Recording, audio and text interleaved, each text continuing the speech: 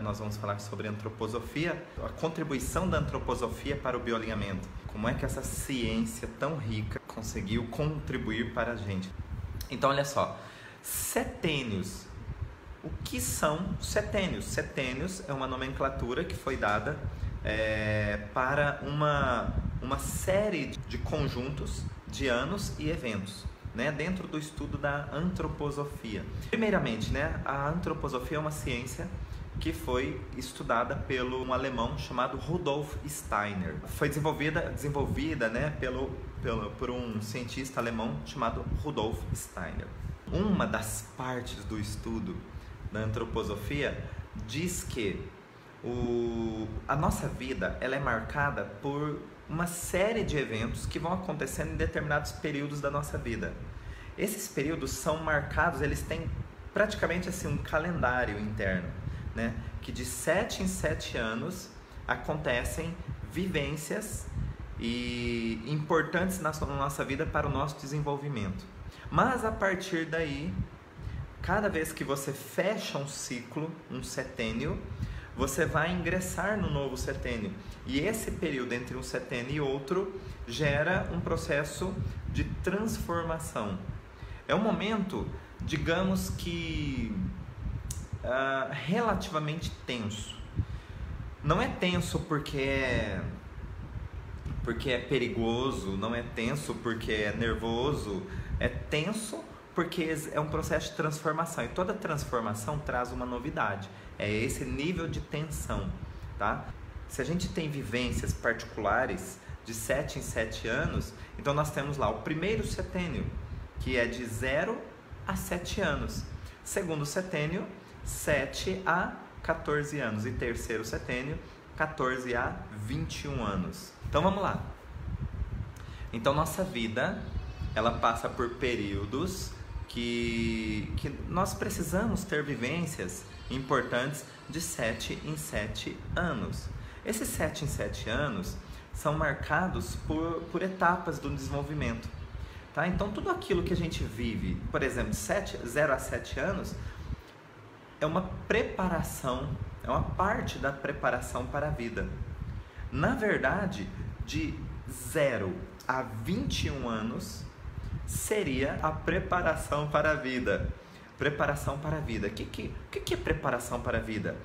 Isso significa que quando eu completo 21 anos de idade, se eu tive todas as vivências necessárias para os 3 primeiros setênios, eu estou pronto para viver a vida. Ou seja, não é a maioridade. Maioridade é o que seu RG possui. Maturidade é outra coisa. Então, o que é que a antroposofia diz? Se você viveu adequadamente os 3 primeiros setênios, você está maduro para viver as suas próprias experiências. Você está pronto para viver a sua vida, tá? Aos 21 anos de idade. Agora, logicamente, nós não somos assim, cartesianos. Até ontem, com 20, ele não está maduro. Não, no dia do aniversário dele, faz as malas e cai fora para o mundo. Não.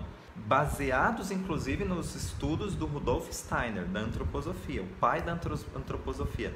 Se você viveu adequadamente os 3 primeiros setênios, com todas as vivências, com todas as experiências reais que esses 3 primeiros setênios exigem, aí sim você está pronto para viver suas próprias experiências.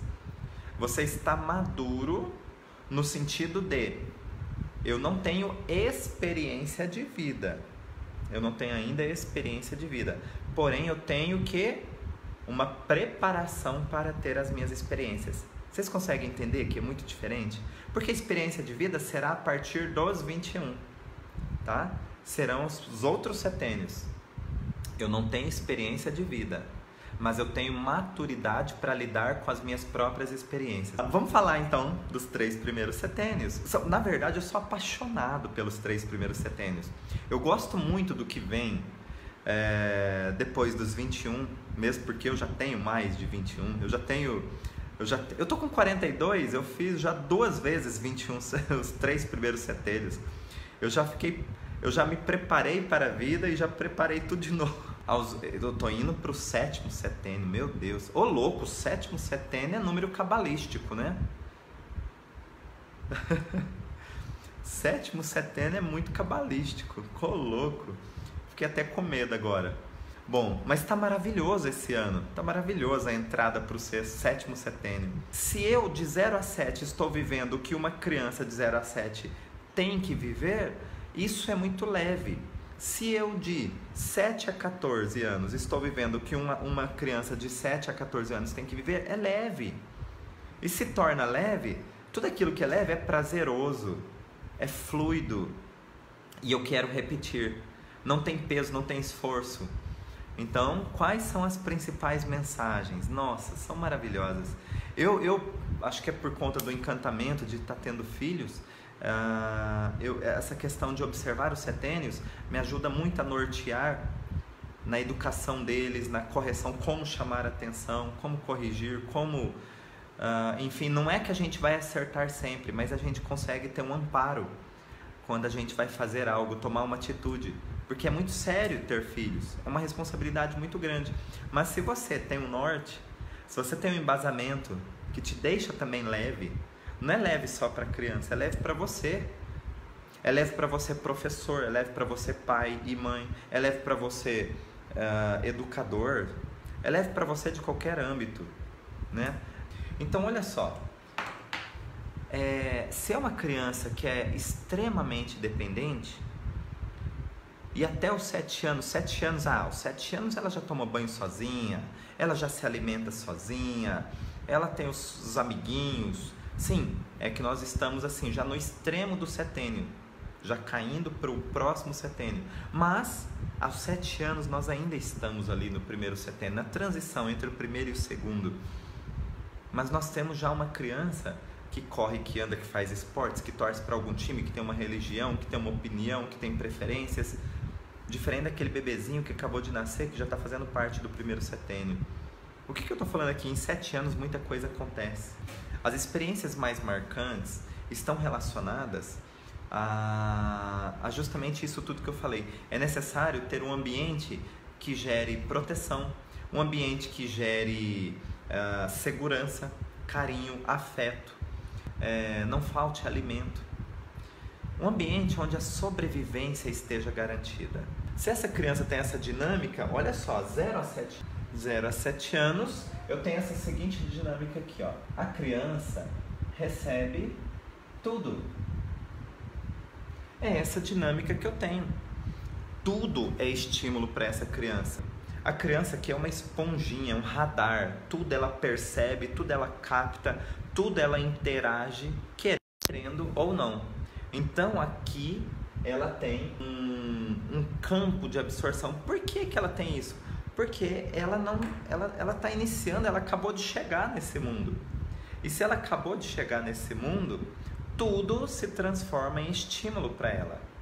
Por isso que o ambiente ele tem que ser de harmonia, de carinho, de afeto, de proteção, de segurança, de que não vai faltar nada em nenhum aspecto.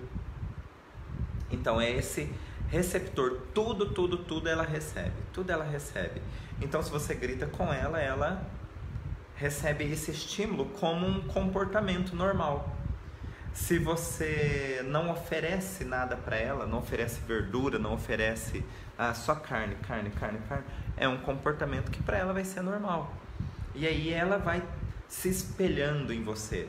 Tanto que existe uma fase, né, da criança que ela vai lá e começa a calçar os seus sapatos, né? Vai lá da mamãe e começa a calçar as sandálias dela. Por quê? Espelhamento, eu quero ser igual a você. E para ser igual a você, eu vou gostar das coisas que você gosta, eu vou escutar a música que você escuta, eu vou ter as preferências que são as suas preferências. Mas isso eu não sei, eu sou um radar, sou uma esponjinha, né?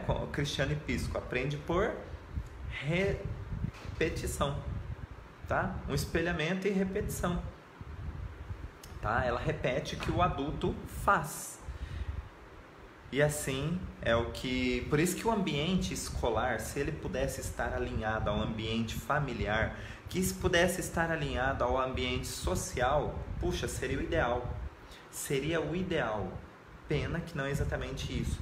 Por quê? Porque muitas vezes, vamos pegar uma coisa bem simples, uma atividade recreativa, ela muitas vezes é colocada como competição. Legal, legal. Só que uma competição, a gente tem que tomar muito cuidado nessa fase. Porque uma competição, ela pode gerar traumas para uma criança na questão de gerar expectativas e frustrações. Expectativas e frustrações.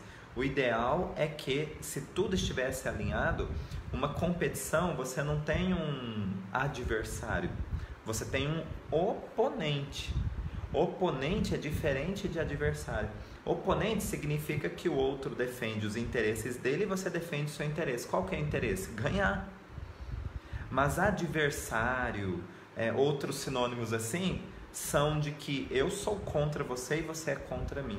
E dependendo da forma como é estimulado, então lá na escola, uma competição, que seja então uma competição entre oponentes e não de adversários. Quando você tem adversários, você vibra com o erro do outro, você vibra pela perda do outro, você torce contra, você torce mais contra o oponente do que a favor de você ganhar, tá? Você tem o bebezinho que está engatinhando e ele vai ficando semi-ajoelhado, é a fase que meu filho está agora, o segundo. Ajoelhado e fica de pezinho. O que significa isso? Erguer-se para a vida. Um simples ato neuromotor de motricidade gera uma representação simbólica para uma preparação para a vida. O que eu estou falando aqui? Erguer-se para a vida, um jovem de 21 anos, erguer-se para a vida é levantar a cabeça e ir atrás do primeiro emprego, por exemplo. Ele traz a possibilidade de alguém falar não, fechar a porta na cara dele e ele buscar a próxima porta. Ele ir atrás da próxima porta. É erguer-se para a vida. Erguer-se para a vida, eu quero novos ângulos. O bebezinho, ele fica engateando e as coisas mais interessantes, onde os pais colocam? Em cima da mesa. Enquanto ele está engateando, ele nem vê. E agora, as coisas mais interessantes estão em cima da rack, estão em cima da mesa. E quando ele ergue-se para a vida, ele tem a possibilidade de alcançar novos horizontes, novas possibilidades. E isso tem uma representação simbólica que fica registrada aqui dentro. Registrada aqui dentro como um aprendizado, uma maturidade para ir para o próximo nível. Guardem isso. Cada fase da vida deixa um registro de maturidade para que você vá para o próximo nível. Primeiro setênio, o mundo é bom. Ou seja, é como se fosse o conto de fadas. Conto de fadas é o seguinte: não importa o que aconteceu,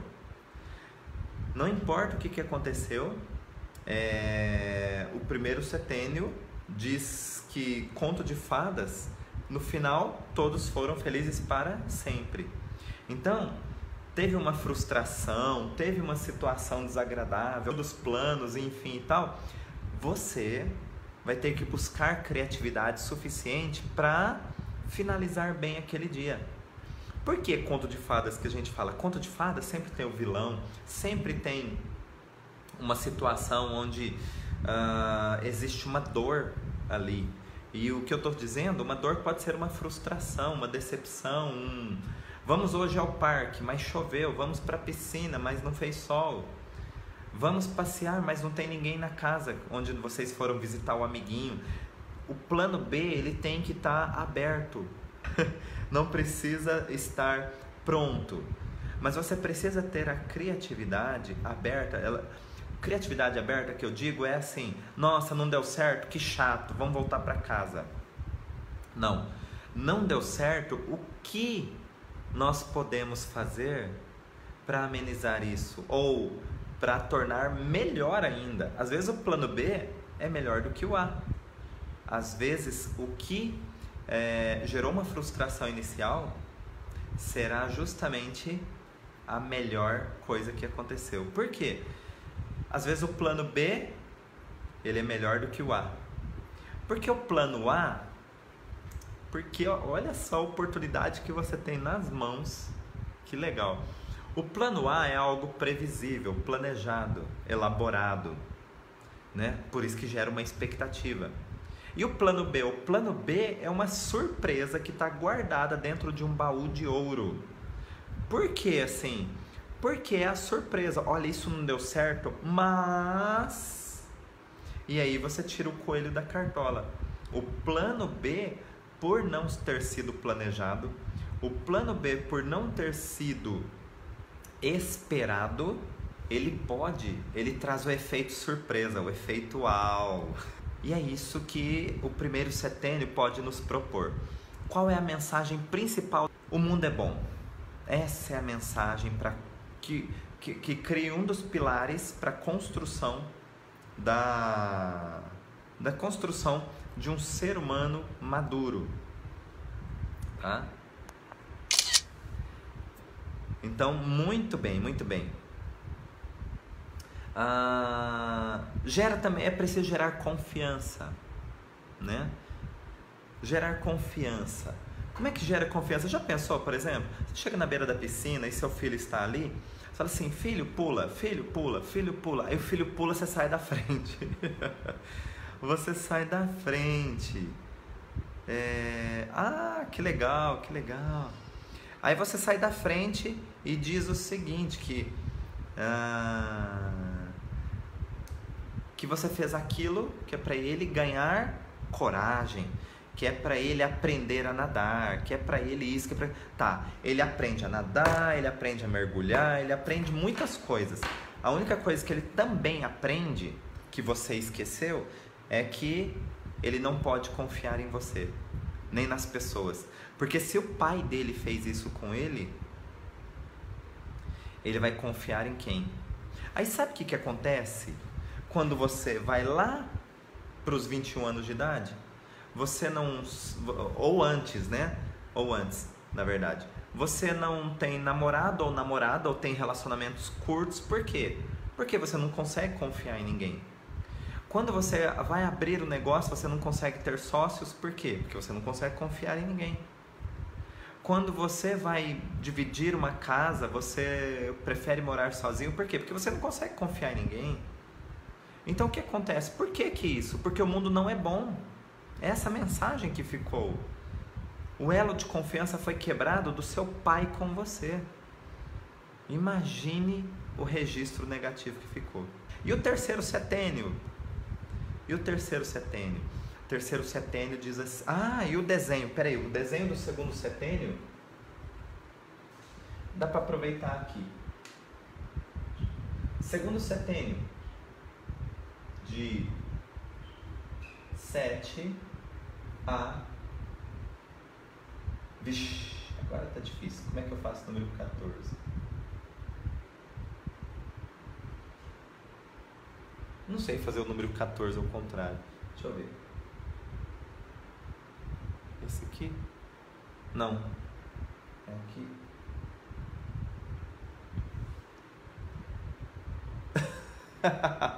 Tá valendo. 7 a 14. Qual que é a dinâmica?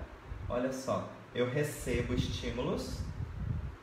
Recebo muitos estímulos externos. Mas eu também tenho as minhas preferências.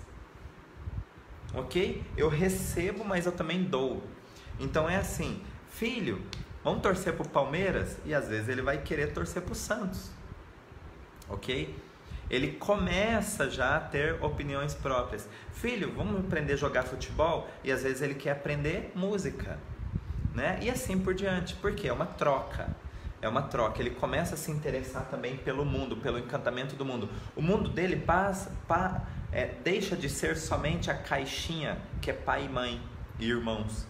O mundo dele se expande e essas novas experiências com o mundo externo provocam dinâmicas. Então ele recebe estímulos, mas ele também dá estímulos. Tá? Já já eu respondo as perguntas aqui. As perguntas gerais, tá? Terceiro setênio. Terceiro setênio, nós temos uma mensagem que é justamente o seguinte: o mundo é verdadeiro. Aqui, que é de 14 a 21 anos, aqui eu já tenho o seguinte: uma pessoa, um adolescente, que ele começa a ter muitas opiniões, ele até briga com os pais ou discorda dos pais, né? Não precisa ser um confronto, pode ser uma discórdia de opinião, que talvez nem é manifestada verbalmente. Mas, por quê? Porque ele já tem uma noção do mundo, ele já tem uma noção de quem ele é, ele tem uma noção dos desejos dele. Isso, Giane, perfeita, a Gudrun. Essa autora é demais. Então ele já tem uma noção do mundo geral. E o que é que acontece isso? Nesse terceiro setênio, ele quer mostrar quem ele é. Como é que ele mostra quem ele é? Ele precisa romper algumas relações. Por isso que ele vai começar a discordar dos pais. Por que ele começa a discordar? E como eu disse, ele não precisa brigar com os pais, nem entrar em confrontos. Discordar, às vezes, é só ter uma opinião diferente, que muitas vezes nem é verbalizada, tá? Algumas vezes é escancarada, mas em outros casos nem é verbalizada. Então, no terceiro setênio, eu tenho uma dinâmica diferente dessas duas anteriores, onde o mundo é verdadeiro. Aqui ele está pronto para bater com a cara no muro, bater com a cara no chão, levantar, começar a ter as suas próprias experiências. A dinâmica de 14 a 21 anos é: eu ofereço. É desse jeito. Adolescente não é assim? Eu sei tudo. Se ele não fala, ele pelo menos pensa: eu já sei, eu sei como é, eu vou fazer assim, eu já penso assim, eu discordo. Por que ele tem que fazer isso? Porque ele tem uma necessidade instintiva de não ser uma versão dos pais. Ele quer ser ele mesmo. E é uma necessidade para que ele cresça e amadureça, senão ele sempre vai estar dependente. Ele não quer ser uma versão dos pais. Ele honra os pais, mas agora ele precisa, é como se fosse uma mochila. Uma mochila. Vamos supor que você... Vamos fazer um esqueminha de mochila dos 3 primeiros setênios. Primeiro setênio, se você está com a mochila nas costas, então, por exemplo, com 5 anos de idade, faz parte do primeiro setênio, você está com a mochila nas costas, primeiro setênio você recebe tudo. Se você recebe tudo, sua mãe coloca uma maçã na mochila. Você vai comer a maçã, tá? Você tá lá por quê? Porque é o que foi oferecido para você. Beleza.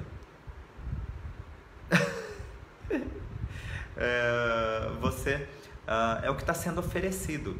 Coloca lá um caderno de tal jeito, é aquilo que está sendo oferecido, beleza.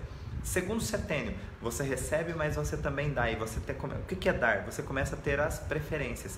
Sua mãe coloca uma mochila, você dá uma olhadinha e fala: mamãe, eu prefiro banana, eu prefiro um abacaxi. Então você começa a ter experiências. Então é assim, minha mãe coloca uma fruta, mas eu tenho as minhas preferências. E no terceiro setênio, como você discorda, como você precisa se desvincular para saber quem é você, descobrir quem é você no mundo verdadeiro, sua mãe coloca sua mãe coloca uma maçã na mochila. O que você faz? Você deixa a fruta. Não tem preferência. Eu não gosto de maçã, eu não gosto de fruta. E você então não tem preferência, você diz que não gosta daquilo, então não adianta nem colocar na mochila. Eu posso tirar da mochila e deixar, porque é pesado para mim levar na minha mochila aquilo que eu não sou, aquilo que eu não quero. Então é bem diferente. No curso a gente ensina isso. Qual é o enfoque? Opa, abriu. Qual é o enfoque? Meu Deus. Qual é o enfoque que nós precisamos dar em referência a primeiro setênio, a segundo setênio, a terceiro setênio? porque eles representam uma base de preparação para a vida, tá? Preparação para a vida. Isso é uma construção e pode deixar rastros muito importantes, tá? Não somente emocionais, principalmente também da percepção. E quando a percepção deixa um registro, isso pode traduzir-se em sintomas e patologias, tá? Então, nós prezamos muito o estudo da antroposofia, as noções da antroposofia dentro do bioalinhamento. Nós respeitamos muito esse estudo, tá? No mais, pessoal, um grande abraço, muito obrigado a todos. Quero agradecer muito. Quem quiser e acreditar que é importante que os seus colegas vejam, compartilhem para que chegue até eles.